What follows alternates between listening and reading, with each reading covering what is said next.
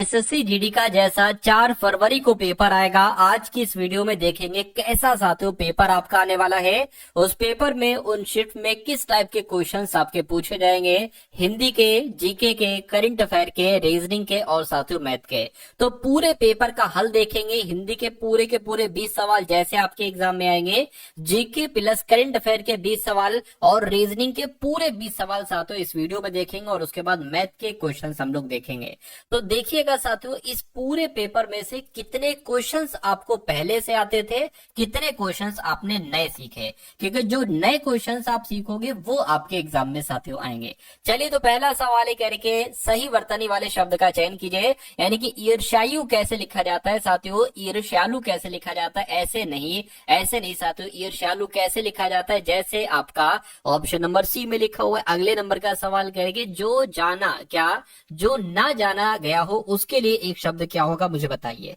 देखिए, अतिथि की अगर बात करते हैं साथियों, जिसके आने की कोई तिथि तय ना हो उसको अतिथि कहा जाता है, लेकिन जो ना जाना गया हो उसको अज्ञात कहा जाता है। राइट आंसर आपका ऑप्शन नंबर ए हो जाएगा। और जो जाना गया हो उसको ज्ञात कहा जाएगा, ठीक है ना। जिसे नहीं जानते वो उसे अनजान कहेंगे। अगले नंबर का सवाल कह रहे कि दोपहर के बाद का समय। अब यहाँ पर बहुत सारे बच्चों को बहुत कंफ्यूजन होती है कि भाई दोपहर के पहले के समय को क्या कहा जाता है, दोपहर के समय को क्या कहा जाता है। अब देखिए, यहाँ पर अगर आपसे साथियों एग्जाम में ये पूछा जाए कि दोपहर के समय को क्या कहा जाएगा, क्या अगर आपसे पूछा जाए दोपहर के समय को क्या कहा जाएगा, तो मध्याह्न कहा जाता है साथियों दोपहर के समय को।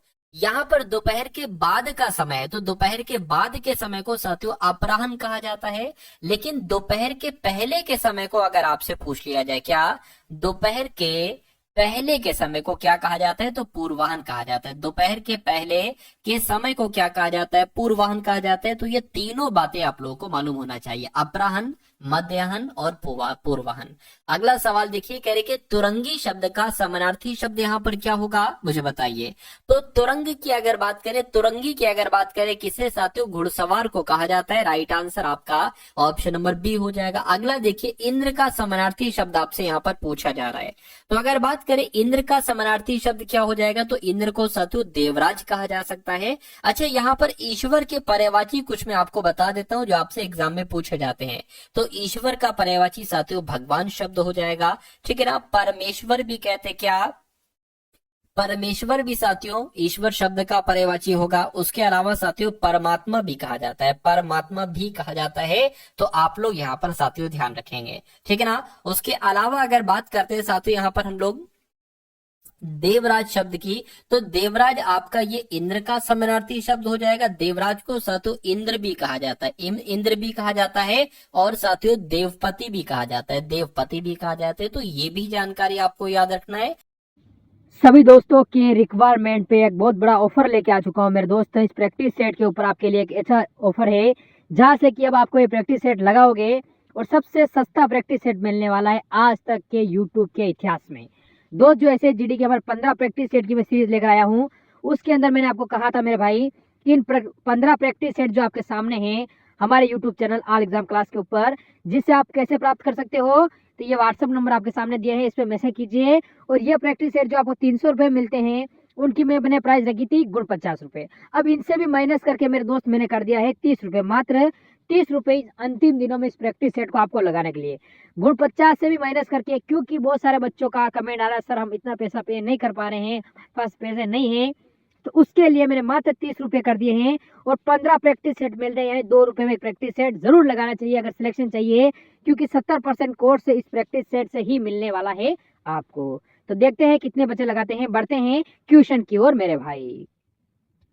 ये कह रहे कि पेड़ पर चिड़िया चहचहाती हैं या हिनहिनाती हैं, कड़कड़ाती हैं, कड़कती हैं या टिटकारती हैं। तो मैं कहूंगा चिड़िया तो चहचहाती हैं, तो इसलिए जिनका भी आंसर ऑप्शन नंबर ए है मैं कहूंगा बिल्कुल करेक्ट है। अगला सवाल कहा जा रहा है कि आदर और निरादर करना, यह अर्थ किस मुहावरे का मतलब है साथियों, मुझे बताइए। यानी कि पान पन्ही खिलाना, पान फूल, ठीक है ना, पान फूल सा, या पान, ठीक है, या पान फूल पर रहना, तो क्या होगा आपका सही जवाब, मुझे बताइए। देखिए आदर और निरादर करना यह अर्थ किस मुहावरे का है, तो मैं कहूंगा पान पन ही खिलाने का है। तो राइट आंसर आपका आप लोग ध्यान रखेंगे ऑप्शन नंबर ए हो जाएगा। अगले नंबर का सवाल कह रहे कि अंधेरा करना इस मुहावरे का अर्थ क्या होता है, तो अन्याय करना, अंधेरा करना, घमंड या भ्रष्टाचार करना। तो मैं कहूंगा अंधेर करना यानी कि अन्याय करना, अंधेर करना यानी कि अन्याय करना। अगला सवाल देखिए, परिवर्तन पृथ्वी का नियम है, परिवर्तन संस्कृति का नियम है, या परिवर्तन जगत का नियम है, या परिवर्तन प्रकृति का नियम है। तो यहाँ पर सही शब्द आपका जो आएगा वो परिवर्तन प्रकृति का नियम होगा। ये आपका सही जवाब यहाँ पर साथियों हो जाएगा। खैर अगले नंबर का सवाल है, कह रहे कि जिसकी जीविका निश्चित ना हो उसके लिए एक शब्द क्या होगा, मुझे बताइए। देखिए जिसकी जीविका निश्चित ना हो उसके लिए एक शब्द आकाश वृत्ति होता है। क्या होता है साथियों, आकाश वृत्ति होता है, ठीक है ना। उसके अलावा यहाँ पर एक शब्द लिखा हुआ है खेचर। खेचर का मतलब होता है साथियों जो आकाश में चलता हो। अगर आपसे कल को पूछ लिया जाए कि जो आकाश में चलता हो इसके लिए एक शब्द क्या होगा, तो आपको साथियों खेचर बता देना है, ठीक है ना। आत्मघाती शब्द की अगर बात करें साथियों, जो अपनी हत्या खुद कर ले, जो अपनी हत्या, क्या साथियों, जो अपनी हत्या खुद कर ले उसको क्या कहा जाता है, उसको साथियों आत्मघाती कहा जाता है। ये आप लोग ध्यान रखेंगे, ठीक है ना। चलिए उसके अलावा अगोचर शब्द की अगर बात करते हैं तो जो इंद्रियों द्वारा ना जाना जा सके, जो इंद्रियों द्वारा ना जाना जा सके उसको अगोचर कहा जाता है। तो ये चार टॉप लेवल के मैंने आपको बताए हैं, ये चारों आप लोग ध्यान रखेंगे। साथियों अगर आपको वाकई में इस एग्जाम को पास करना चाहते हैं, 100% अगर आप पास करना चाहते हैं, तो साथियों इस चैनल पर अगर आप लोग नए हैं टारगेट सिलेक्शन पर, तो मैं कहूंगा साथियों इस चैनल को आप सभी लोग एक बार सब्सक्राइब कर लीजिए। और जब तक आपका साथियों पेपर है तब तक इस चैनल से आप लोग साथियों पढ़ते जाइए। मेरा मानना है कि 100% आपका साथियों सिलेक्शन में करवा दूंगा, ठीक है ना। तो इस चैनल को जरूर सब्सक्राइब कर लीजिए। और अगर अभी तक वीडियो को आपने लाइक नहीं किया तो वीडियो को साथियों आप लोग तुरंत यहाँ पर लाइक भी कर दीजिए। खैर अब बात करते हैं साथियों उग्र का विलोम क्या होता है, मुझे बताइए। अगर बात करते हैं साथियों सरल का विलोम क्या होता है, तो ये आप लोग भी जानते हैं, सरल का विलोम होता है साथियों कठिन। सरल का विलोम होता है हो जाएगा कठिन, और उग्र का विलोम क्या हो जाएगा, सौम्य हो जाएगा। क्या हो जाएगा साथियों, सौम्य हो जाएगा। ये भी आपको यहाँ पर मालूम होना चाहिए। अगर प्रखर शब्द की बात करें कि प्रखर का विलोम क्या होता है, तो प्रखर का विलोम मंद होता है। और कठोर का विलोम क्या होता है साथियों, कठोर का विलोम कोमल होता है। तो ये चार इंपॉर्टेंट फैक्ट मैंने आपको बताए हैं, ये आप लोग याद रखेंगे। अगला सवाल है करके सही वर्तनी वाले शब्द का चयन कीजिए। यानी कि अद्वितीय ऐसे लिखा जाएगा, नहीं ऐसे भी नहीं, ऐसे भी नहीं, जैसे ऑप्शन नंबर डी में लिखा हुआ है अद्वितीय ऐसे लिखा जाएगा। अब उसके बाद देखिए अगला सवाल है, कहा जा रहा है कि हाथ मलना, क्या हाथ मलने का मतलब आपको बताना, इस मुहावरे का असल मतलब क्या होता है। पछताना, संकल्प करना, वीरता दिखाना, व्यायाम करना। नहीं साथियों पछताना कहा जाता है कि अब तुम तो भाई हाथ मलो, यानी कि अब तुम पछताओ। उसके बाद देखिए कह रहे कि व्यथा का पर्यायवाची क्या होगा, मुझे बताइए। देखिए अगर बात करते हैं साथियों व्यथा का पर्यायवाची क्या होता है, व्यथा का पर्यायवाची दुख होता है। क्या व्यथा का पर्यायवाची दुख होता है, व्यथा का पर्यायवाची पीड़ा होता है, व्यथा का पर्यायवाची साथियों कष्ट होता है, व्यथा का पर्यायवाची विषाद होता है। क्या होता है साथियों, विषाद होता है। ये आप लोग यहाँ पर ध्यान रखेंगे। राइट आंसर जिनका ऑप्शन नंबर सी है बिल्कुल करेक्ट है। साथियों अभी हम लोग यहाँ पर जीएस भी देखेंगे, करंट अफेयर भी देखेंगे, रीजनिंग के 20 क्वेश्चन देखेंगे, मैथ को देखेंगे, यानी कि सब कुछ देखने वाले हैं। मेरा मानना है कि अगर आप ये वीडियो अंत तक देख लेते हैं तो आपकी तैयारी में साथियों 4 चांद लग जाएंगे। जो आपकी कामना है सिलेक्शन की, वो कामना आपकी साथियों पूरी हो जाएगी। चलिए अब बात करते हैं छठी का दूध याद आना, इस मुहावरे का मतलब क्या होता है। तो इस मुहावरे का मतलब होता है साथियों अतीत पर गौरवान्वित होना, नहीं। संकट के समय पिछले दुख की याद आना, संकट के समय पिछले सुख की याद आना, छठी का दूध याद आना। इसका सही जवाब आपका क्या हो सकता है, बताइए। संकट के समय पिछले सुख की याद आना, इसको कहा जाता है छठी का दूध याद आना। राइट आंसर आपका ऑप्शन नंबर सी के साथ है। यानी कि जब संकट आता है ना तो पिछले सुख याद आते हैं कि अरे भाई वो समय तो बहुत अच्छा था, अब तो बड़ी दिक्कत में जी रहे हैं, ठीक है। अगला सवाल देखिए, कह रहे कि अब आपको सही वर्तनी बताने, कौन से शब्द की सही वर्तनी, यानी कि परिणाम कैसे लिखा जाएगा। तो परिणाम तो जैसे ऑप्शन नंबर ए में लिखा हुआ ऐसे लिखा जाएगा। अगला देखिए कह रहे कि दिए गए वाक्य में किस भाग में त्रुटि है, केवल आप ही यह काम निपुणता से कर सकते हैं। अब आपको बताने दिक्कत कहां पर है, मुझे बताइए। चलिए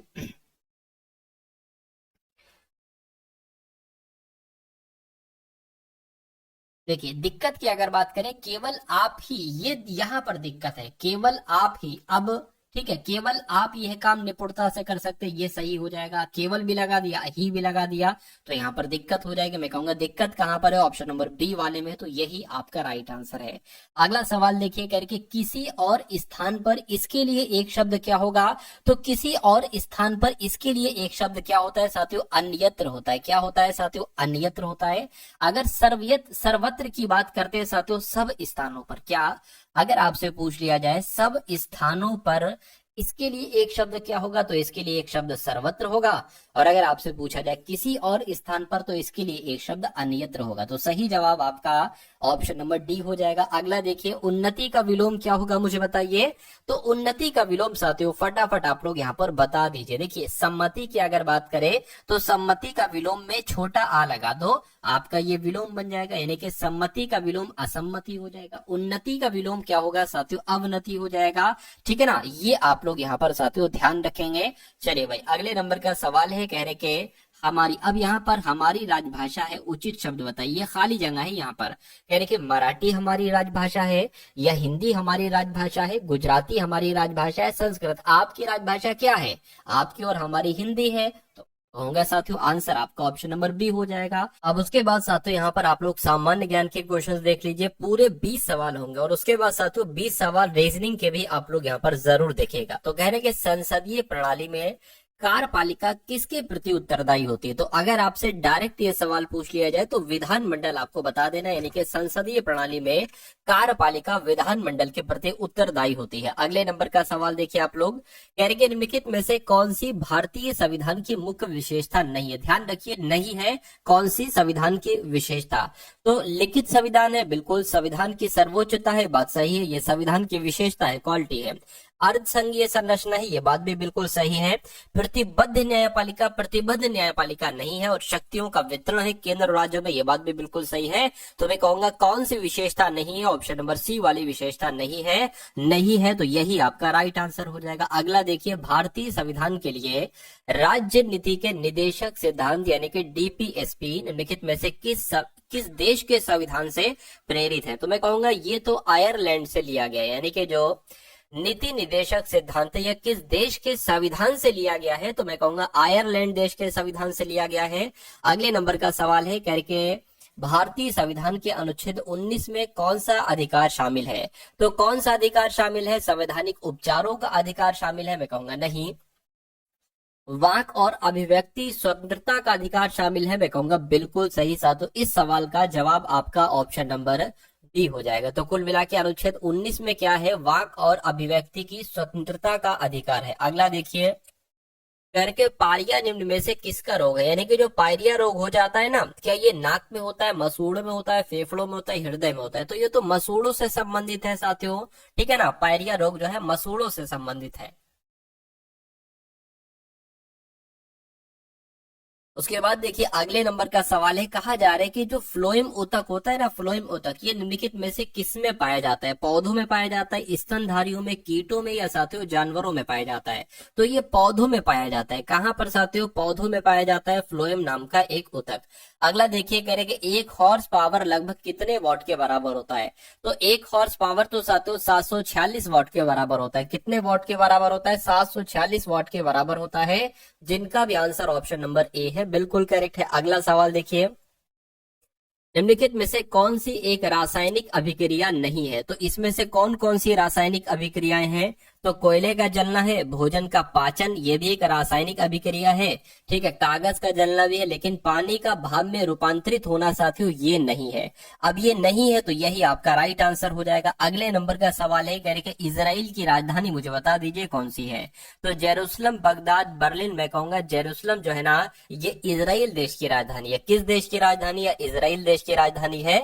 साथियों ये जो मैं आपको पढ़ा रहा हूं ना, ये सब आपके मनोमस्तिष्क में स्टोर होता जा रहा है। इसका फायदा आपको कब मिलेगा, जब एग्जाम हॉल में यही क्वेश्चंस 1 बाय 1 करके आपके सामने से गुजरेंगे, तब आपको साथियों मालूम पड़ेगा कि ये तो सारे के सारे पढ़े हुए क्वेश्चन है, तो इसलिए आपको सिर्फ और सिर्फ बहुत ध्यान पूर्वक इस क्लास को देखना है। ठीक है, अभी रीजनिंग में आपको कराऊंगा और उसके बाद मैथ भी कराऊंगा। चलिए, कह रहे कि भारत का स्कॉटलैंड भी कहा जाता है। किसको कहा जाता है साथियों? कुर्ग को कहा जाता है भारत का स्कॉटलैंड। अगले नंबर का सवाल है, कह रहे कि मथुरा कला से स्टेंसिलिंग की पारंपरिक कला है। यानी कि किसकी बात चल रही है साथियों? सांझी की बात चल रही है। यानी कि सांझी मथुरा कला से स्टेंसिलिंग की पारंपरिक कला है, ये आपको मालूम होना चाहिए। निम्नलिखित में से किसमें विधान परिषद है?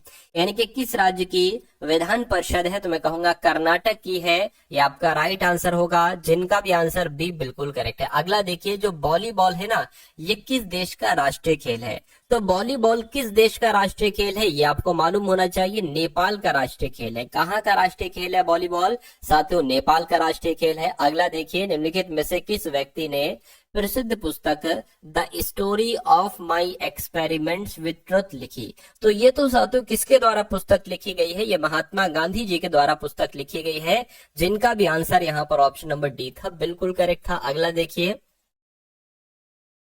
हड़प्पा सभ्यता के दौरान डांसिंग गर्ल यानी कि नर्तकी की कांस्य प्रतिमा बनाने के लिए तकनीक का इस्तेमाल किया गया था। तो किस तकनीक का इस्तेमाल किया गया था? पत्थर की नक्काशी, हाथी दांत नक्काशी, मोम लोपी ढलाई कास्टिंग। तो ये आपका मोम लोपी ढलाई, ये आपका जो होगा वो बिल्कुल करेक्ट आंसर हो जाएगा। अगले नंबर का सवाल देखिए, कह रहे कि हर्षवर्धन के शासनकाल के दौरान निम्नलिखित में से कौन सी नई राजधानी थी जो थानेश्वर से स्थानांतरित हुई थी?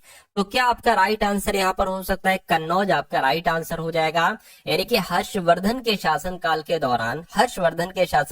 दौरान कौन सी नई राजधानी थी? यानी कि कन्नौज थी। ठीक है, जो थानेश्वर से स्थानांतरित हुई थी। यानी कि पहले ये थानेश्वर में राजधानी थी, फिर साथियों हर्षवर्धन ने कन्नौज में राजधानी बना ली थी। अगला देखिए, ब्रिटिश ने निम्नलिखित में से किस भाषा को भारतीय समाज में प्रस्तुत करने की उत्सुकता दिखाई? संस्कृत, हिंदी या अंग्रेजी? क्या आपका सही जवाब होगा? फटाफट आप लोग यहाँ पर बता दीजिए। तो आप लोगों को मालूम होना चाहिए साथियों, ब्रिटिशों ने अंग्रेजी को, ठीक है, उत्सुकता दिखाई अंग्रेजी के लिए कि ये भारतीय समाज में प्रस्तुत हो जाए, भारतीय लोग इसको भी बोलने लगे। उसके बाद देखिए, कह के पूर्ण स्वराज की मांग करने वाले प्रथम कार्यकर्ता का नाम क्या था? तो पूर्ण स्वराज की मांग करने वाले प्रथम कार्यकर्ता का नाम क्या था साथियों? हसरत मोहानी था। हसरत मोहानी आपका यहाँ पर बिल्कुल सही जवाब हो जाएगा। अगला सवाल देखिए कि निम्नलिखित में से किसे स्वदेशी आंदोलन का प्रमुख कारण माना जाता है? तो स्वदेशी आंदोलन का प्रमुख कारण साथियों क्या था? महिला शिक्षा के बजाय पुलिस और रेलवे के लिए वित्त पोषण नहीं, कलकत्ता निगम अधिनियम नहीं, पंजाब भूमि नहीं, बंगाल को विभाजित करने का निर्णय। बिल्कुल साथियों, ठीक है ना, बंगाल को विभाजित करने के निर्णय की वजह से साथियों एक तरीके से स्वदेशी आंदोलन शुरू किया गया था। अगला सवाल देखिए कि खिलाफत मुद्दे को उठाने के महात्मा गांधी के निर्णय के पीछे कारण क्या था? तो यहाँ पर साथियों कारण क्या था, ये आप लोग बता दीजिए। हिंदुओं और मुसलमानों के बीच अधिक एकता लाने के लिए, ईसाइयों और मुसलमानों, हिंदुओं और ईसाइयों, मैं कहूंगा हिंदुओं और मुसलमानों, ये आपका जो होगा वो बिल्कुल करेक्ट आंसर हो जाएगा। सभी दोस्तों के रिक्वायरमेंट पे एक बहुत बड़ा ऑफर लेके आ चुका हूँ मेरे दोस्त। इस प्रैक्टिस सेट के ऊपर आपके लिए एक अच्छा ऑफर है, जहाँ से कि अब आपको ये प्रैक्टिस सेट लगाओगे और सबसे सस्ता प्रैक्टिस सेट मिलने वाला है आज तक के यूट्यूब के इतिहास में। दोस्त, जो ऐसे जीडी के 15 प्रैक्टिस सेट की मैं सीरीज लेकर आया हूँ, उसके अंदर मैंने आपको कहा था मेरे भाई, इन 15 प्रैक्टिस सेट जो आपके सामने हैं हमारे YouTube channel all exam class के ऊपर, जिससे आप कैसे प्राप्त कर सकते हो? तो ये व्हाट्सअप नंबर आपके सामने दिया है, इस पर मैसेज कीजिए। और ये प्रैक्टिस सेट जो आपको 300 रुपये मिलते हैं, उनकी मैंने प्राइस रखी थी गुण 50 रुपये। अब इनसे भी माइनस करके मेरे दोस्त मैंने कर दिया है 30 रुपये, मात्र 30 रुपये अंतिम दिनों में इस प्रैक्टिस सेट को आपको लगाने के लिए। गुण 50 से भी माइनस करके, क्योंकि बहुत सारे बच्चों का कमेंट आ रहा है, सर हम इतना पैसा पे नहीं कर पा रहे हैं, पास पैसे नहीं है, तो उसके लिए मैंने मात्र 30 रुपये कर दिए हैं। और 15 प्रैक्टिस सेट मिल रहे हैं, यानी 2 रुपये में एक प्रैक्टिस सेट जरूर लगाना चाहिए अगर सिलेक्शन चाहिए, क्योंकि 70% कोर्स इस प्रैक्टिस सेट से ही मिलने वाला है आपको। तो देखते हैं कितने बच्चे लगाते हैं, बढ़ते हैं ट्यूशन की ओर मेरे भाई। अब उसके बाद देखिए साथियों, नेक्स्ट नंबर के यहाँ पर सवाल है। अब यहाँ पर अगर बात करते हैं साथियों, आपके सामने रीजनिंग के क्वेश्चंस यहाँ पर स्टार्ट हो चुके हैं। तो पूरे के पूरे तकरीबन हम लोग 20 सवाल यहाँ पर देखने की कोशिश करेंगे। ठीक है। तो यदि दर्पण को संयोजन किए दाईं ओर रखा जाए, यानी कि अगर दर्पण को हम यहां पर रख देते हैं साथियों, तो ये जो लिखा हुआ है ना 5 4 RQ XZ, ये दर्पण में आपको कैसा दिखाई देगा, ऐसा, ऐसा या साथियों ऐसा। बस इतनी सी बात आपको बताना है और 2 नंबर यहां से आपके पक्के हो गए। चलिए, तो अगर बात करें, मैं आपको बता देता हूँ रूल्स शुरू से। जो सबसे अंत वाला लेटर होता है वो सबसे पहले दिखाई देगा, और अंत वाले का मुंह बाईं ओर है ना, इधर जब दर्पण में आप इसको देखोगे तो इसका मुंह साथियों दाईं तरफ हो जाएगा, यानी कि जेड कुछ ऐसा दिखाई देगा। आप देखोगे इसमें भी साथियों जेड ऐसा, इसमें भी है, लेकिन इसमें नहीं है, तो ये आंसर नहीं हो सकता। एक्स की बात करें, एक्स जैसा वैसा दिखाई देगा। क्यू की बात करें अगर साथियों, क्यू की लाइनिंग इधर है, तो दर्पण में देखोगे तो लाइनिंग इधर हो जाएगी। अब इसमें ऊपर की तरफ लाइनिंग है, तो ये आंसर नहीं हो सकता। इसमें सही है, ठीक है ना, ये तो आंसर हो ही नहीं सकता। ये भी आंसर नहीं हो सकता, कि ये भी नहीं है, तो बचा के ये भी कट हो गया, ये भी कट हो गया, ये भी कट हो गया, बी ही तो बचा है, तो बी आपका आंसर हो जाएगा। अब देख लीजिए, आर का मुंह बाईं तरफ है ना, तो आर का मुंह दर्पण में दाईं तरफ हो जाएगा। इसमें देखिए आर ऐसा ही बना है। 4 की बात करें साथियों, तो 4 आपका कुछ ऐसे करके बन जाएगा, और 5 आपका कुछ ऐसे करके बन जाएगा। तो आंसर आपका अगर है ऑप्शन नंबर बी के साथ, तो मैं कहूंगा आंसर आपका बिल्कुल करेक्ट है। चलिए, उसके बाद देखिए साथियों, अगले नंबर का सवाल है, कह रहे बहादुर का संबंध जैसे साहसी से है, उसी प्रकार बेवकूफ का संबंध किससे होगा, मुझे बताइए। तो बहादुर का कहीं ना कहीं एक सिनोनिम होता है साहसी, ठीक है, और बेवकूफ को बुद्धिमान तो नहीं कहते हैं, समझदार भी नहीं कहते हैं, बेवकूफ को कहीं ना कहीं उन्मादी कहा जा सकता है। डरपोक से ज्यादा बेहतर आंसर ऑप्शन नंबर डी उन्मादी आपका हो जाएगा। अगला देखिए, ये अच्छा सवाल है, ये भी साथियों हर बार एसएससी जीडी के एग्जाम में 2 सवाल आते ही आते हैं। तो कथन में कहा गया है सभी कपड़े फूल हैं, तो मान लीजिए ये हमने क्या बना लिए, ये कपड़े बना लिए, और सभी कपड़े फूल हैं, तो ये सभी कपड़े हमने फूल बना लिए। कह रहे कि कुछ फूल सब्जियां हैं, मान लेते इतने फूल क्या हो गए, इतने फूल साथियों सब्जियां हो गई। अब निष्कर्ष देखिए और मुझे बताइए कौन सा निष्कर्ष है, कौन सा गलत है। कुछ फूल कपड़े हैं, कुछ फूल कपड़े, बिल्कुल साथियों इतने फूल कपड़े हो जाएंगे, ये बात बिल्कुल सही है। उसके बाद देखिए, कुछ सब्जियां फूल हैं, कुछ सब्जियां, बिल्कुल इतनी सब्जियां फूल हो जाएंगी, ये बात भी बिल्कुल सही है, यानी कि दोनों निष्कर्ष यहाँ पर आपके बिल्कुल करेक्ट हो जाएंगे। अगले नंबर का सवाल है आपकी स्क्रीन पर, ये बहुत शानदार सवाल है साथियों, देखिएगा बहुत अच्छे तरीके से इसको यहाँ पर आप लोग। चलिए चलिए, देखिए क्या कहा गया है, कह रहे कि 6 दोस्त हैं, प्रिया, अरुण, वंश, रजत, भावना और मंजू एक वृत्ताकार मेज के चारों ओर केंद्र की विपरीत दिशा में मुंह करके बैठे हैं। सवाल यहां से आपका अब शुरू होता है, ठीक है। तो कितने लोग हैं, 6 लोग हैं, 1 2 3 4 5 और 1 6 लोग हो गए। ठीक है। कह रहे कि वंश रजत के दाईं और दूसरे स्थान पर बैठा है, तो वंश को कहीं पर भी आप बैठा दो। वंश को अगर हम मान लीजिए यहाँ पर बैठा देते हैं, कह रहे कि वंश जो है ना, ये रजत के दाईं ओर बैठा है, ठीक है ना। अब देखिए सबका मुंह जो है ना वो केंद्र से बाहर की तरफ है, ये बात आप लोग ध्यान रखिएगा। तो अगर हम साथियों क्या रजत के दाईं ओर बैठा है ना, ठीक है, तो रजत को हम कहां पर बैठा लें साथियों, रजत को अगर हम यहां पर बैठा लेंगे तभी तो हो पाएगा। रजत के दाईं ओर दूसरे स्थान पर, 1 2 दूसरे स्थान पर हो गया वंश रजत के। उसके बाद कह रहे कि अरुण और प्रिया रजत के पड़ोसी नहीं है। अरुण और प्रिया, यानी कि ना तो अरुण प्रिया यहाँ आएंगे और ना अरुण प्रिया यहाँ आएंगे, यानी कि अरुण प्रिया यहाँ पर बैठेंगे, अरुण प्रिया यहाँ पर बैठेंगे। उसके बाद कह रहे कि मंजू रजत और अरुण के बीच बैठा है, यानी कि मंजू जो है ना ये रजत और अरुण के बीच बैठा है। अब देखिए अगर बात करते हैं साथियों, रजत यहाँ पर बैठा है, मंजू को यहाँ नहीं बैठा सकते क्योंकि फिर हमें यहाँ पर बैठाना पड़ेगा अरुण को। तो मैं कह सकता हूँ कि मंजू यहाँ पर बैठ जाएंगी, और कहा गया है कि मंजू जो है ना ये रजत और अरुण के बीच में बैठी है, तो अरुण हमें यहाँ पर बैठाना पड़ेगा। और अब बचा कौन है साथियों, प्रिया बची है ना, तो प्रिया यहाँ पर बैठ जाएंगी। तो कितने लोग थे, 1 2, अच्छा एक बचा है, अभी एक बचा है, ठीक है।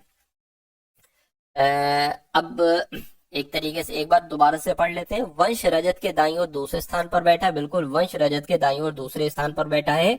यानी कि अरुण और प्रिया रजत के पड़ोसी नहीं है, यानी कि अरुण और प्रिया यहाँ नहीं बैठेंगे रजत के आजू बाजू, यहाँ पर बैठा दी हमने, ठीक है। करके मंजू रजत और अरुण के बीच में बैठी है, मंजू जो है ना रजत और अरुण के बीच में बैठी, ये भी हो गया, ठीक है। वंश और रजत के बीच में कौन बैठा है, यानी कि वंश और रजत के बीच में कौन बैठा है, यही तो आपसे पूछा जा रहा है।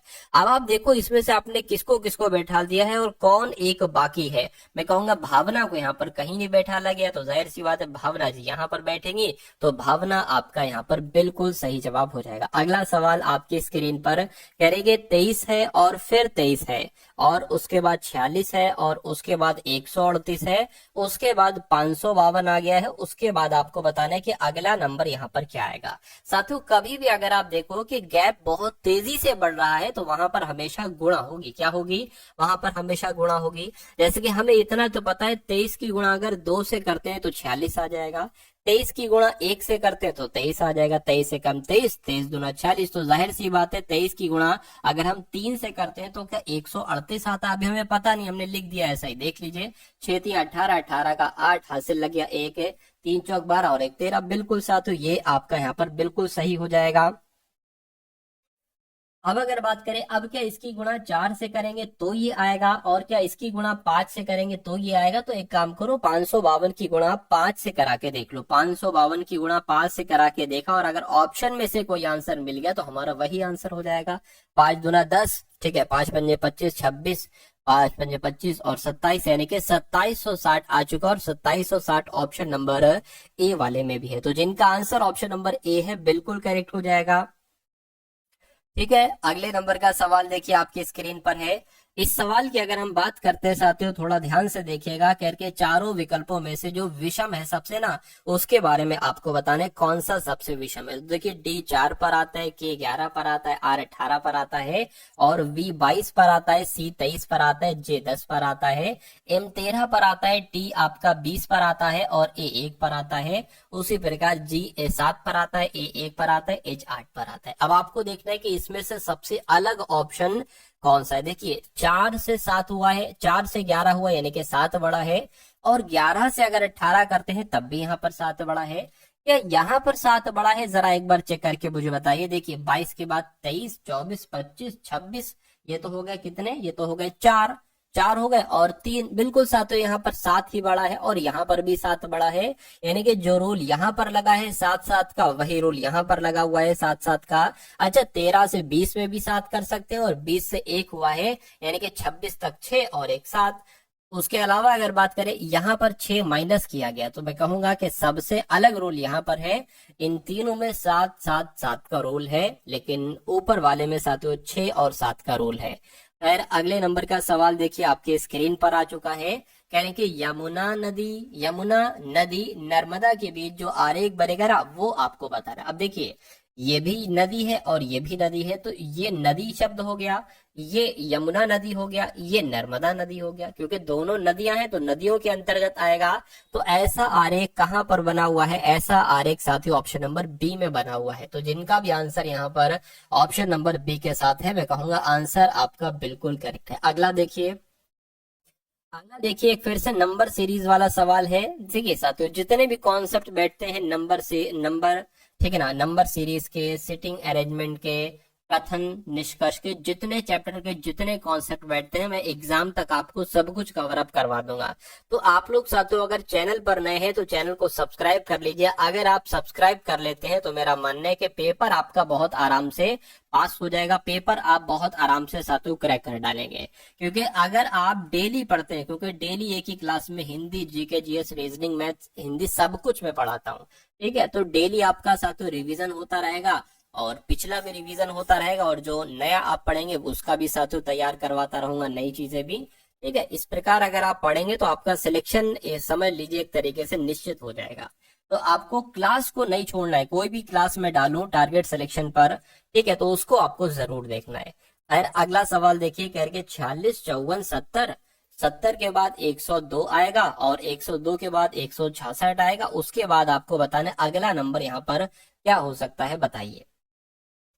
देखिए 46 से 54 हुआ है तो मैं कहूंगा 8 बड़ा है और 54 से 70 हुआ है तो 16 बड़ा है और 70 से ये तो 30 हो गया, 2 32 बढ़ गया, ठीक है। और अगर बात करते हैं तो यहाँ पर 64 बढ़ गया। तो आप एक चीज नोटिस कर रहे हो कि 8 का डबल 16, 16 का डबल 32, 32 का डबल 64, 64 का डबल 128 होता है। यानी कि 166, 128 को आपको जोड़ना है और वही आपका आंसर हो जाएगा। तो ये क्या हो गया, 14 हो गया, 9 हो गया 2, यानी कि 294 यहाँ पर आ गया। क्या 294 कहीं ऑप्शन में है? मैं कहूंगा बिल्कुल ऑप्शन में है, ऑप्शन नंबर सी वाले में। तो जिनका आंसर ऑप्शन नंबर सी है तो बिल्कुल करेक्ट है। ठीक है ना। चलिए अब उसके बाद देख लेते हैं, नेक्स्ट नंबर का सवाल है आपकी स्क्रीन पर। देखिए सवाल को और बताइए मुझे राइट आंसर आपका क्या होगा। यहाँ पर साथियों कहा गया है कि जैसे 9766 से 6433 बनाया गया है, वैसे 6875 से यहाँ पर कौन से नंबर आएंगे ये आपको यहाँ पर बताना है। चलिए भाई, तो फटाफट साथियों आप लोग यहाँ पर बता दीजिए कैसे क्या हो सकता है। अच्छा यहाँ पर अगर हम लोग बात करें, ये 6 से 3 हो गया है और ये भी 6 से 3 हो गया है, ठीक है ना। यानी कि और ये 7 से 4 हो गया, तो मैं कहूंगा इसमें भी 3 घटाया गया, इसमें भी 3, इसमें भी 3, और 6 में 3 घटाओगे, सॉरी 9 में 3 घटाओगे तो 6 आएगा। तो मैं कहूंगा यहाँ पर भी वही लॉजिक लगेगा, 6 में 3 घटाएंगे तो 3 आएगा, 8 में 3 घटाएंगे तो 5 आएगा, 7 में 3 घटाएंगे तो 4 आएगा, 5 में 3 घटाएंगे 2 आएगा। क्या 3542 कहीं पर लिखा हुआ है? बिल्कुल लिखा हुआ है 3542 है, ऑप्शन नंबर बी में लिखा हुआ है। साथियों देखिए, काबिल एक तरीके से अगर बात करें तो काबिलियत उसमें है कि आप जल्द से जल्द लॉजिक पहचानिए कि आखिर इस सवाल में लॉजिक लगा क्या है। मान लीजिए, ठीक है, क्योंकि लॉजिक जितनी जल्दी आप पहचान लेंगे उतनी जल्दी आपका रीजनिंग का क्वेश्चन जो है ना बहुत तेजी के साथ, इसमें एक लॉजिक लगा है, ठीक है, उसके अलावा इसमें एक लॉजिक लगा है, ये सब लॉजिक जब आप ज्यादा से ज्यादा क्वेश्चंस की प्रैक्टिस करोगे ना, तब ये लॉजिक आपको मालूम पड़ेगा। जल्द से जल्द लॉजिक निकालने की कला आपके अंदर आ जाएगी। और जब ये चीज आपके अंदर आ जाती है तो आपको साथियों, जो और लोग 2-2 मिनट सवाल में ले रहे हैं, आपका वो 40 सेकंड के अंदर हो जाएगा, 30 सेकंड के अंदर हो जाएगा। तो और जब ऐसा हो जाता है तो ये समझ लीजिए रीजनिंग में आप 20 क्वेश्चन में से 20 क्वेश्चन बहुत आराम से कर रहे हैं। एक आध अगर क्वेश्चन छोड़ भी दे तो 20 में से 19 तो आपके कहीं नहीं गए। ठीक है, अब इस सवाल को देखिए, करके दर्पण प्रतिबिंब का चयन कीजिए। यानी कि एक दर्पण यहाँ पर रखा जाता है, तो ये आपको बताना है कि ये साथियों कैसा दिखाई देगा। चलिए, तो अगर बात करते हैं साथियों यहाँ पर इस सवाल की अगर हम बात करें, तो जी जैसा है ना, जी कुछ ऐसे करके दिखाई देगा, ऐसे करके। ठीक है, क्यू की बात करें तो क्यू ऐसे करके दिखाई देगा। ठीक है, एस की अगर बात करें, एस ऐसे करके, 3 की बात करें 3 ऐसे करके, 9 की बात करें 9 ऐसे करके, और 7 की बात करें ऐसे, और डी साथियों आपका ऐसे दिखाई देगा। तो ऐसे आपको कहां पर दिखाई दे रहा है? मैं कहूंगा ऐसे ऑप्शन नंबर सी में दिखाई दे रहा है। तो ये क्या होगा? ये आपका बिल्कुल करेक्ट आंसर हो जाएगा। अगला सवाल आपकी स्क्रीन पर है, देखिए इस सवाल को और बताइए राइट आंसर आपका क्या होगा। कह रहे कि RHINO को POJIS लिखा जाता है, TIGER को SFHJU लिखा जाता है, तो HORSE को क्या लिखा जा सकता है, ये बात आपको यहाँ पर बताना है। चलिए भाई, देखिए ये HR 18 पर होता है, P 16 पर होता है, यानी कि 2 घटाया गया है। H होता है 8 पर, ये O होता है 15 पर, एकदम बढ़ा दिया गया। I होता है 9 पर, J होता है 10 पर, ठीक है, N होता है साथियों 14 पर, I होता है, ये थोड़ा सा लॉजिक समझ में नहीं आ रहा है। ठीक है, अगर इसको साथियों हम ऐसे न, क्योंकि ये लॉजिक हमारा बना नहीं, तो हम इसको एक बार ऐसे रख कर देखते हैं। ठीक है, RHINO, और यहाँ पर साथियों PO, ठीक है ना, JIS, ऐसे रख के देखते हैं। ऐसे क्या पता साथियों दूसरा लॉजिक हमें मिल जाए। तो जब आप साथियों R में 1 बढ़ाते हैं तो ये S आता है, ये ठीक है। H में 1 बढ़ाते हैं तो I आता है, ठीक है। I में 1 बढ़ाते हैं J आता है, N में 1 बढ़ाते O आता है, O में 1 बढ़ाते हैं साथियों तो P आता है। तो कुल मिला के लॉजिक समझ गए। यहाँ पर भी वही लॉजिक लगा है, T में 1 बढ़ाएंगे U आएगा। तो अब इसका आप लोग कर लीजिए, यानी कि H में साथियों जब आप 1 बढ़ाएंगे तो कितना आ जाएगा? ठीक है, आई आ जाएगा, ठीक है, आई आ गया। ओ में 1 बढ़ाएंगे तो साथियों पी आ जाएगा। आर में 1 बढ़ाएंगे तो कितना आ जाएगा? एस आ जाएगा। और एस में 1 बढ़ाएंगे तो टी आ जाएगा। ई में 1 बढ़ाएंगे तो एफ आ जाएगा। तो ये ऑप्शन कहां पर है? FTSPI, ऐसा ऑप्शन नंबर सी में लिखा हुआ है। तो इस प्रकार जिनका आंसर ऑप्शन नंबर सी है, मैं कहूंगा आंसर आपका बिल्कुल करेक्ट है। अब इस सवाल को देखिए, इसको मैं जूम कर देता हूँ, बड़ा कर देता हूँ, ताकि आपको बहुत अच्छे तरीके से यहाँ पर देखने को मिल जाए। चलिए, तो अब यहाँ पर अगर बात करें, एक कागज का ऐसे करके ये टुकड़ा है, इस कागज के टुकड़े को कहाँ से फोल्ड किया गया है, यहाँ से साथियों फोल्ड किया गया, यानी कि ये वाला पार्ट इसके ऊपर ला दिया जाता है। और उसके बाद आपके पास यहाँ पर ऐसा एक टुकड़ा आ गया है, इस कागज के टुकड़े को साथियों ये वाला पार्ट इसके ऊपर ला दिया जाता है, और अब आपके पास एक ऐसा कागज का टुकड़ा यहाँ पर बच गया है और आ गया है। तो इसमें 3 गोल बनाए जाते हैं, 3, एक तो ये छोटा होल बनाया जाता है, एक बड़ा होल, और एक ट्रायंगल के जैसा होल यहाँ पर बनाया जाता है। तो आपको पूछा यह जा रहा है कि जब ये ओपन होगा तो कैसे दिखाई देगा। देखिए, जब इसको हम इस वाले से यहाँ से ऐसे करके खोलेंगे तो यहाँ पर जो ट्रायंगल बना है ना, यहाँ पर भी एक ट्रायंगल बन जाएगा। कहिए ठीक है, एक यहाँ पर ट्रायंगल आपका साथियों बन जाएगा। चलिए, कोई दिक्कत नहीं है। उसके बाद यहाँ पर अगर हम लोग बात करें और साथियों क्या हो सकता है, देखिए ये तो हो नहीं सकता आंसर, ठीक है, ये भी एक तरीके से आंसर नहीं हो सकता, ठीक है। इसकी अगर बात करते हैं, और ये जो छोटे छोटे गोले, एक देखिए गोला अगर बात करते हैं, एक आपका यहाँ पर आ जाएगा गोला, ये बड़ा वाला हो गया, और ये साथियों आपका छोटा वाला हो गया। तो ये वाला देखिए ये कहाँ पर बना है, ठीक है, यहाँ पर भी नहीं बना, यहाँ पर भी, यहाँ पर भी नहीं बना है। तो मैं कहूंगा ये तो ऑप्शन में कहीं ना कहीं दिक्कत है, या साथियों यहाँ पर कुछ दिक्कत है। और उसी प्रकार देखिए आप, ये गोला अगर इधर है तो ये गोला यहाँ पर आ जाएगा, और एक ट्रायंगल साथियों यहाँ पर भी आ जाएगा। उसी प्रकार एक ट्रायंगल आपका यहाँ पर आ जाएगा, और एक साथियों क्या, छोटा गोला यहाँ पर और बड़ा गोला यहाँ पर, ऐसे करके आ जाए। लेकिन यहाँ ऐसा तो कहीं पर ऑप्शन दिख नहीं रहा है, या तो इसमें दिक्कत या इसमें दिक्कत है। कुल मिला के जो कॉन्सेप्ट था, जो लॉजिक था, वो आपने यहाँ पर समझ लिया। अब उसके बाद देखिए अगले नंबर का सवाल है, क्या कहा जा रहा है, इस सवाल को देखिए और बताइए सही जवाब क्या होगा। यानी कि सभी अंगूर फल हैं, तो मान लेते हैं साथियों ये क्या होगा, ये अंगूर हो गए, और सभी अंगूर फल हैं, तो सभी अंगूर साथियों यहाँ पर फल हो गए। उसके बाद कह रहे हैं कि कुछ सब्जियां अंगूर हैं, मान लीजिए साथियों कुछ सब्जियां अंगूर हैं, इतनी सब्जियां ये आपकी अंगूर हो जाएंगी। अब कथन को पढ़िए और बताइए कौन सा सही है कौन सा गलत है। कुछ सब्जियां फल हैं, कुछ, बिल्कुल साथियों, इतनी सब्जियां क्या हो जाएंगी, ये फल हो जाएंगी, ये सही हो जाएगा। सभी अंगूर सब्जियां हैं, सभी अंगूर सब्जियां नहीं है। हाँ, अगर ऐसा होता कि कुछ अंगूर सब्जियां तो सही हो जाता, अब ये साथियों गलत हो जाएगा।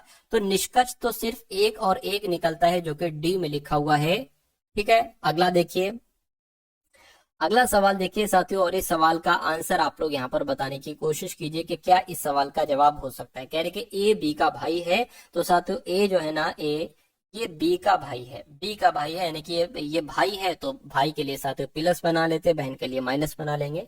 यानी कि बी का पति सी है, यानी कि ये बी का पति कौन हो गया साथियों, सी हो गया। पति पत्नी के लिए डबल लगाएंगे, डबल लाइन बनाएंगे, भाई बहन के लिए एक लाइन बनाएंगे। अगर ऊपर है तो वो पिता होगा या माता होगा, अगर पिता है तो प्लस लिखेंगे, माता है तो माइनस लिखेंगे।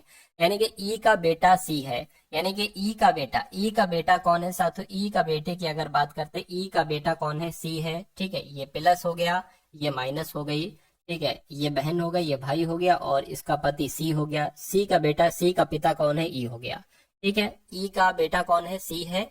उसके बाद कह रहे हैं कि ई की पत्नी एस है, ठीक है, ई की, यानी कि इस ई की पत्नी कौन हो जाएगी, ई की पत्नी एस हो जाएगी, ई की पत्नी एस हो गई। यानी कि बी से किस प्रकार संबंधित है, एस, यानी कि बी क्या कहेगा एस को, तो बी क्या कहेगा साथियों एस को। देखिए ये पति है, और ये पति के पिता है, उनकी पत्नी, यानी कि ये पति की माँ है, तो पति की माँ को क्या कहा जाएगा साथियों, सास कहा जाएगा। इसलिए जिनका आंसर ऑप्शन नंबर ए है बिल्कुल करेक्ट हो जाएगा। अगला सवाल है, उस सही विकल्प का चयन करिए जो दिए गए शब्दों के उस क्रम में दर्शाता है जिस क्रम में वो अंग्रेजी शब्दकोश में होते हैं। यानी कि ये जो 5 वर्ड आपको दिख रहे हैं, आपको बताना ये किस क्रम में अंग्रेजी शब्दकोश में होते हैं। यानी कि सबसे पहले कौन सा आएगा, देखिए सबसे यहाँ पर टी लिखा हुआ है, यहाँ पर TOTOTET, तो सबसे पहले तो यही आएगा, और फिर तो ये लास्ट में आएगा, यानी कि पहला वाला सबसे पहले आ जाएगा, और उसके बाद इन दोनों में से कोई एक आएगा, TERMI, यहाँ पर N है, यहाँ पर T है, N पहले आता है तो ये 4 वाला आ जाएगा, उसके बाद 5 वाला आ जाएगा, और फिर साथियों ये P पहले आएगा, ये I पहले आएगा, I पहले आता है तो 3, और फिर साथियों 2 हो जाएगा। यानी कि 145-32 कहाँ पर लिखा हुआ है, 145-32 ऑप्शन नंबर सी में लिखा हुआ है, तो यही आपका सही जवाब हो जाएगा। उसके बाद देखिए साथियों, कह रहे कि ब्रोंकाइटिस का जो संबंध फेफड़ों से है वही संबंध ग्लूकोमा का किससे है, मुझे बताइए।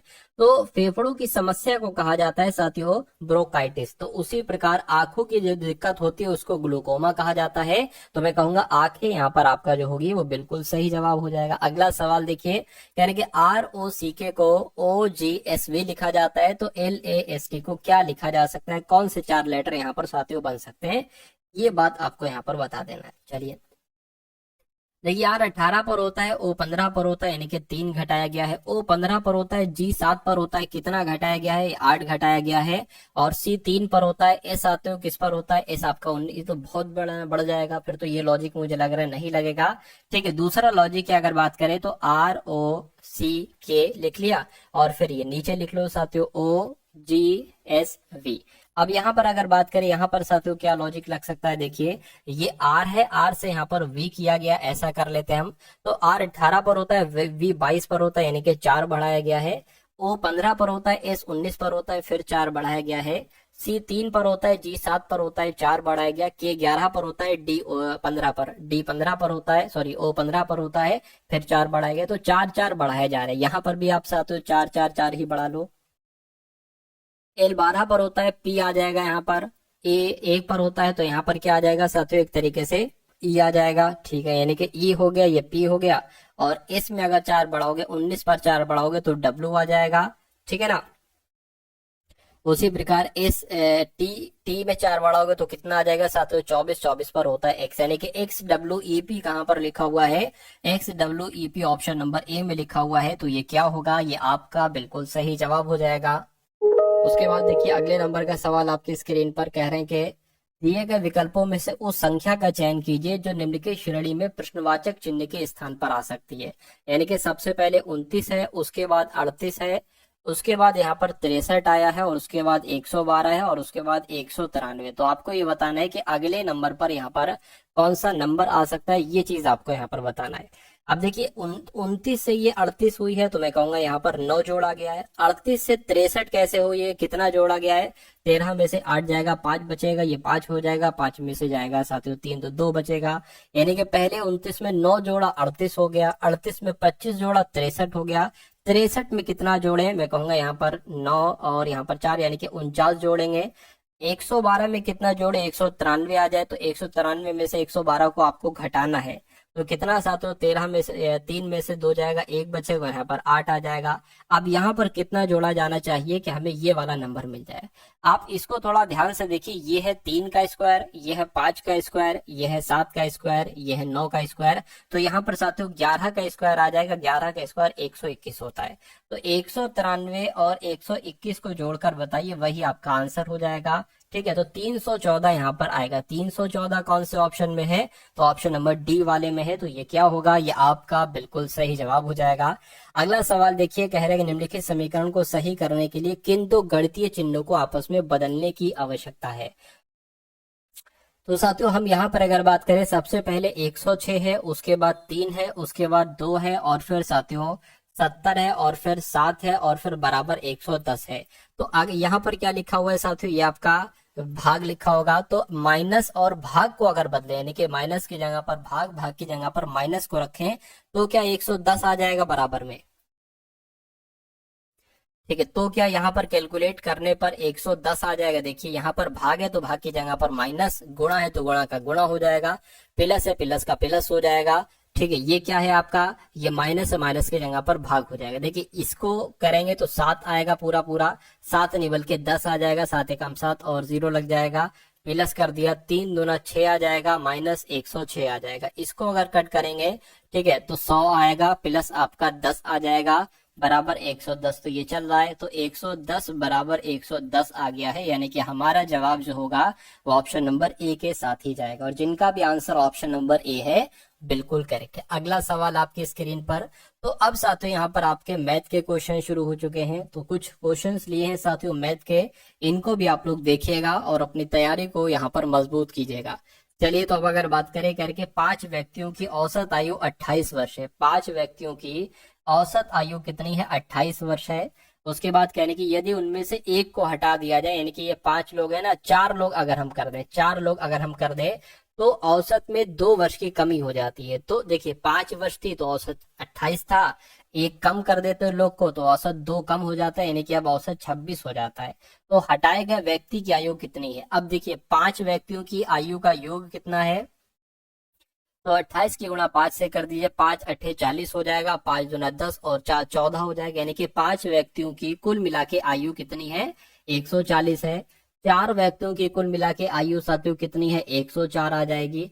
तो ये 5 व्यक्तियों की आयु है, ये 4 व्यक्तियों की आयु है, इसको इससे घटाओगे तो मैं कहूंगा हमें हमें जो हटाया गया व्यक्ति उसकी आयु पता चल जाएगी। तो जब इसको घटाओगे 140 में से 104 घटाओगे तो 36 वर्ष आ जाएगा, यानी कि जो हटाया गया व्यक्ति है उसकी उम्र कितनी होगी? उसकी आयु साथियों 36 वर्ष होगी। तो इस प्रकार जिनका भी आंसर ऑप्शन नंबर ए है बिल्कुल करेक्ट हो जाएगा। अगला देखिए, यानी कि 3 उम्मीदवार हैं ए, बी और सी, इन्होंने एक चुनाव लड़ा और इनको 1800, 3300, 3900 वोट प्राप्त किए। किसी भी वोट को अवैध वोट न मानते हुए बताइए कि बी को कुल वोटों के कितने प्रतिशत वोट मिले। यानी कि बी को कुल कितने वोट मिले? तो 3300 वोट मिले। यानी कि इस 33 को प्रतिशत में आपको बदलना है। तो प्रतिशत में कैसे बदलते? जिस भी संख्या को प्रतिशत में बदलना होता है वो लिख ली जाती है और गुणा में साथियों 100 लगा दी जाती है।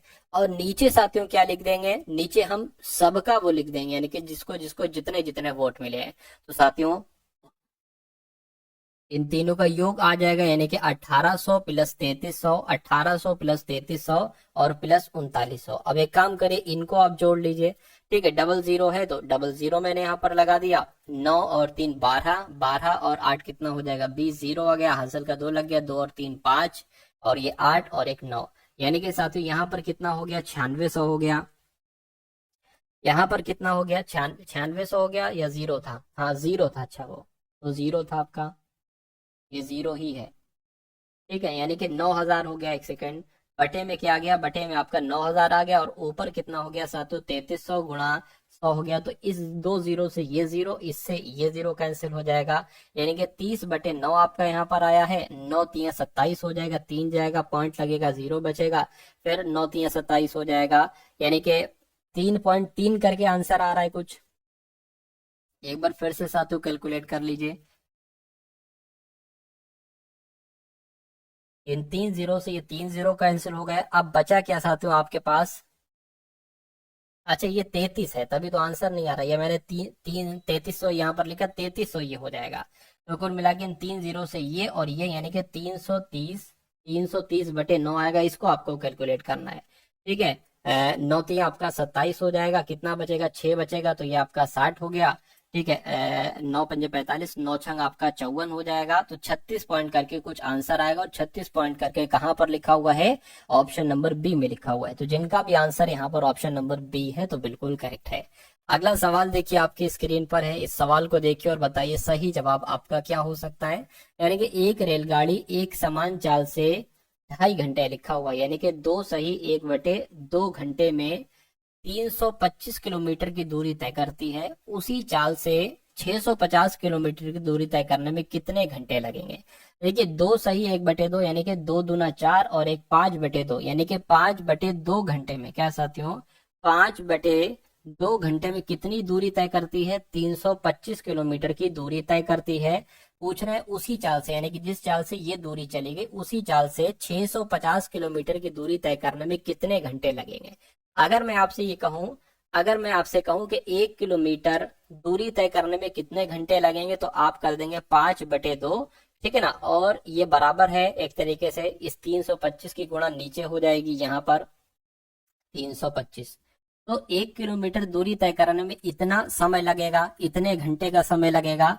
लेकिन पूछा गया 650 किलोमीटर की दूरी तय करने में कितना समय लगेगा, तो ये इसकी भी गुणा 650 से कर दो, तो 650 किलोमीटर दूरी तय करने में, और इसकी भी साथ 650 से गुणा कर दो, इसको कैलकुलेट कर लो, आपका आंसर आ जाएगा। यानी कि 650 किलोमीटर दूरी तय करने में इतना समय लगेगा। तो इसको कैलकुलेट कर लो साथों, जैसे कैलकुलेट कर सकते हो।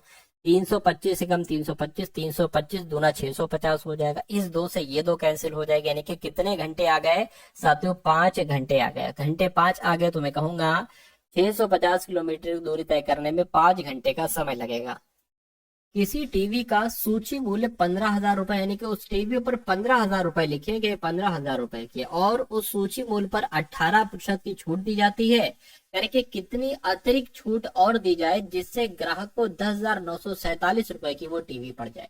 अब देखिए टीवी पर कितने लिखे हैं, 15,000 रुपए लिखे हुए हैं, 18% की छूट दी जाती है, यानी कि इसको 82% में भेज दिया जाता है।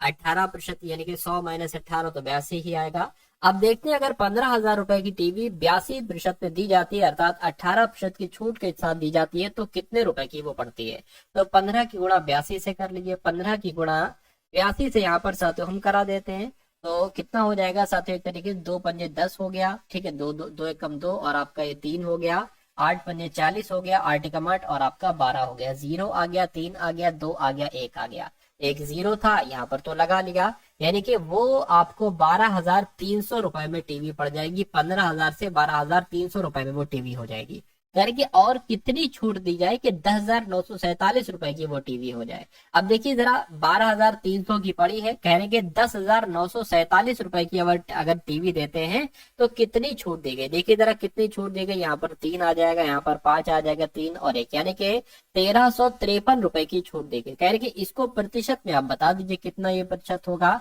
तो नीचे क्या आ जाएगा, नीचे आपका ये वाला मूल्य आएगा, यानी कि 12,300। इसको साथियों कट कर लो और आंसर आपका आ जाएगा, यानी कि पता चल जाएगा कितनी अतिरिक्त छूट दी जाए कि 10,947 रुपए की वो टीवी पड़ जाए।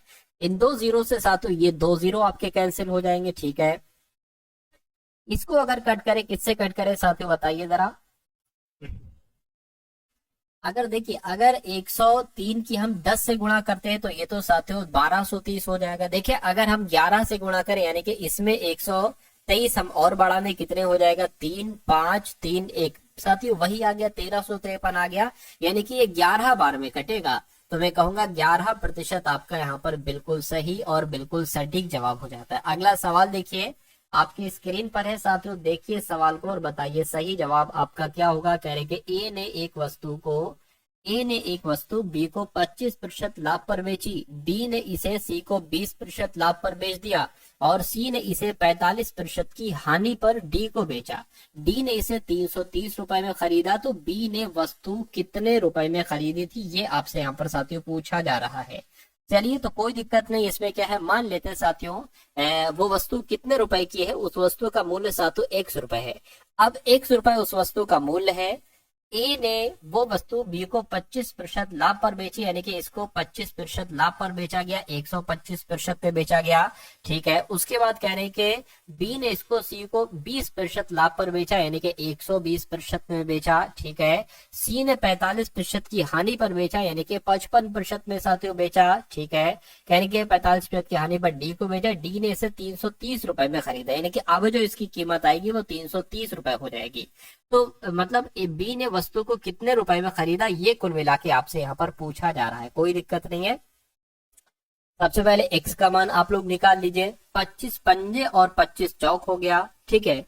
20 पंजे और 20 छंग हो गया, ठीक, ये बात क्लियर है। 5 एकम 5 और यहाँ पर 20 आ गया। अब देखिए x बराबर क्या हो जाएगा, ये 330 है, 330 ये हो गया, और ये सब 4 गुणा 5 गुणा 20 ये इधर गुणा हो जाएगा, यानी कि गुणा 4 गुणा 5 गुणा 20 ये इधर हो गई, और बटे में क्या आ जाएगा, 5 गुणा 6 गुणा 11, यानी कि 5 गुणा 6 गुणा 11 साथियों यहाँ पर आ गया। 11 एकम 11, 11 से ये कट जाएगा, 11 33, ठीक है। 5 से कट करेंगे 6 आ जाएगा, 6 से ये 6 कैंसिल हो जाएगा, यानी कि x बराबर क्या बचा है, 4 गुणा 5 कितना हो जाएगा, 5 चौक 20, 20 की 20 से कराओगे तो कितना आ जाएगा, ठीक है, 400 आ जाएगा। तो साथियों 400 यहाँ पर आपका क्या आ चुका है।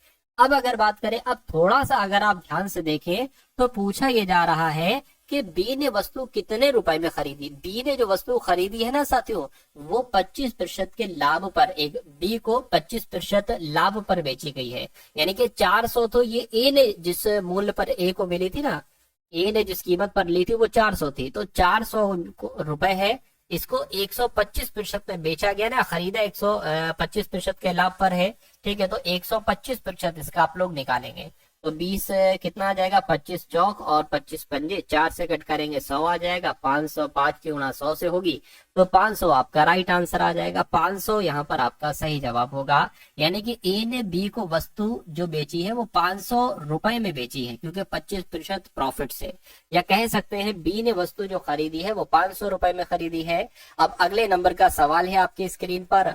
क्या कहा जा रहा है साथियों, बहुत ध्यान से देखिएगा इस सवाल को। कॉन्सेप्चुअल ये सवाल है। कह रहे कि एक ट्रेन अपनी सामान्य चाल की 1/2 चाल से चलते हुए गंतव्य तक पहुंचने में 60 मिनट अधिक समय लेती है। ट्रेन द्वारा उसी दूरी को तय करने में लगने वाला सामान्य समय क्या है। अब देखिए, यानी कि एक ट्रेन है अपनी सामान्य चाल की कहा गया है, बहुत ध्यान से देखिएगा, सामान्य चाल की, ठीक है। तो का मतलब क्या होता है, गुणा होता है, ठीक है, और 1/2 लिखा है, 1/2 हो गया।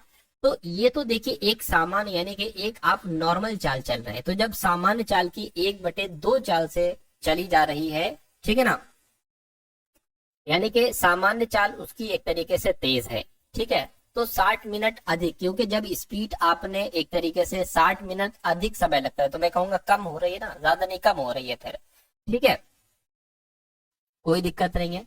तो अब देखिए, मान लीजिए ये आपकी वो वाली चाल है, ये दो चालें हैं यहाँ पर, एक तो सामान्य चाल है और एक दूसरी वाली चाल है, ये आपकी वो वाली चाल है, ठीक है। अब देखिए ये सामान्य चाल है ना, बराबर लगा, ये सामान्य चाल इधर को आ जाएगी, यानी कि ये सामान्य चाल इधर से हटकर किधर आ जाएगी साथियों, ये आपकी सामान्य चाल इधर आ जाएगी, सामान्य चाल, ठीक है, सामान्य चाल आपके ये इधर आ गई। यहां से हमें एक चीज मिल गई, 1/2 इतनी दूर लिखा है, पास में लिख लो 1/2, यानी कि अगर सामान्य चाल 2 है तो वो वाली चाल क्या हो जाएगी साथियों, 1 हो जाएगी, ठीक है ना।